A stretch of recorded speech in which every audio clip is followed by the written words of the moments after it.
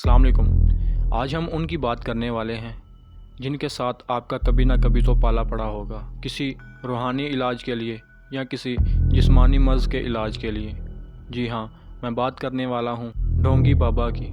ये धोखेबाज बाबे मजबूर लोगों को लूटने में लगे हैं। लोगों को यकीन दिलाने के लिए लोगों का माइंड रीड करते हैं और अपनी छोटी मोटी ट्रिक्स का यूज़ करते हैं।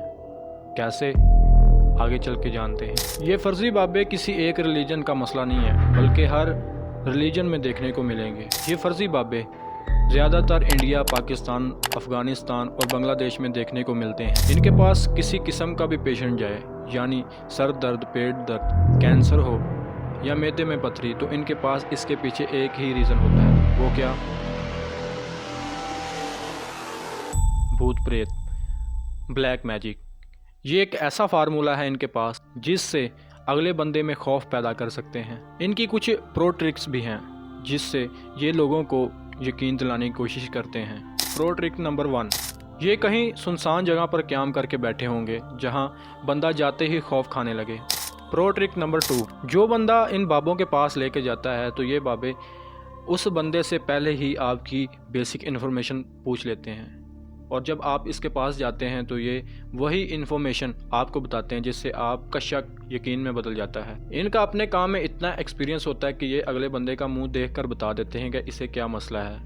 यानी कोई पेशेंट किसी भी किस्म की बीमारी लेके जाए, यानी कि अगर उसका दिमागी प्रॉब्लम है लेकिन डॉक्टरों से हल नहीं हुआ, किसी रिपोर्ट्स में नहीं आ रहा, तो ये बताएंगे कि इसे है काला जादू, इट्स मीन ब्लैक मैजिक। अगर किसी बंदे को मिर्गी का दौरा पड़ता है तो उसका रीज़न है भूत प्रेत, कि इसमें भूत प्रेत ने क़याम कर लिया है। प्रो ट्रिक नंबर 3, अगर इनसे इसका इलाज पूछा जाए तो ये कुरान में से कोई सूरत निकाल के दे देंगे कि इसे इशा के बाद 10 बार पढ़ना और अपने ऊपर दम कर लेना, ताकि अगले बंदे को लगे कि ये मोमिन बंदा है और शिरक में नहीं पड़ा और कोई भी शिरक की बात नहीं कर रहा, बल्कि कुरान से ही हमें इसका इलाज बता रहा है। हालांकि उस बंदे ने कभी खुद कुरान नहीं पढ़ा होगा, बाबे को कुरान के तर्जमे का भी पता नहीं होगा।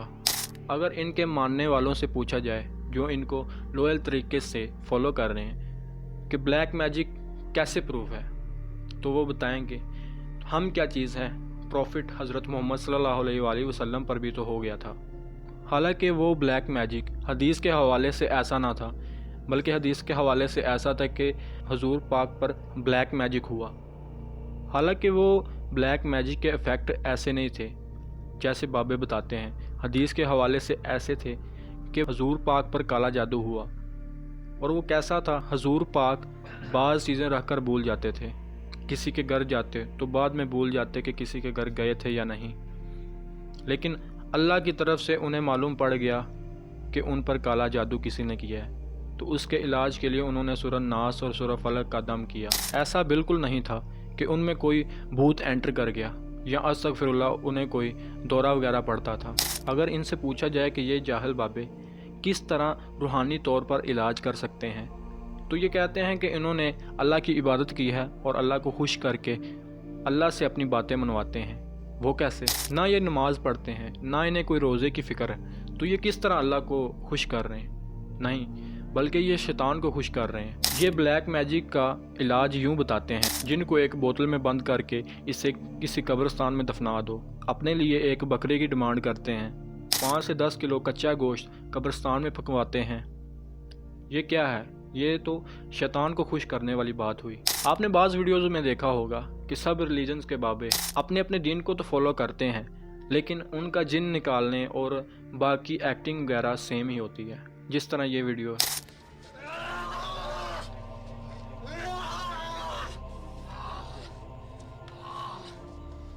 मरीज़ के मुंह से कीलों का या ब्लेड का निकलना, या मरीज़ तड़प रहा होता है तो ये बाबे उन पर दम करते हैं और फ़ौरन से वो ठीक हो जाता है। हालांकि ये जो सामने बंदा है ये इनका ही अपना बंदा होता है, जिसे कोई रोज़गार तो मिल नहीं रहा होता, तो ये अपनी एक्टिंग की ऑडिशन के लिए इनके पास आ जाता है।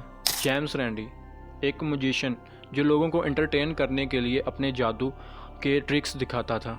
इन धोखेबाज बाबों की ये ट्रिक्स जेम्स रैंडी के सामने कुछ भी नहीं, लेकिन जेम्स रैंडी लोगों को एंटरटेन करने के लिए अपनी ट्रिक्स लगाता था और ये बाबे लोगों को बेवकूफ़ बनाकर इन्हें लूटने में लगाते हैं। जेम्स रैंडी ने एक चैलेंज निकाला, $1 मिलियन चैलेंज, लेकिन शर्त ये थी कि कोई भी बंदा भूत प्रेत को फिज़िकली साबित कर दे तो ये $1 मिलियन उसके।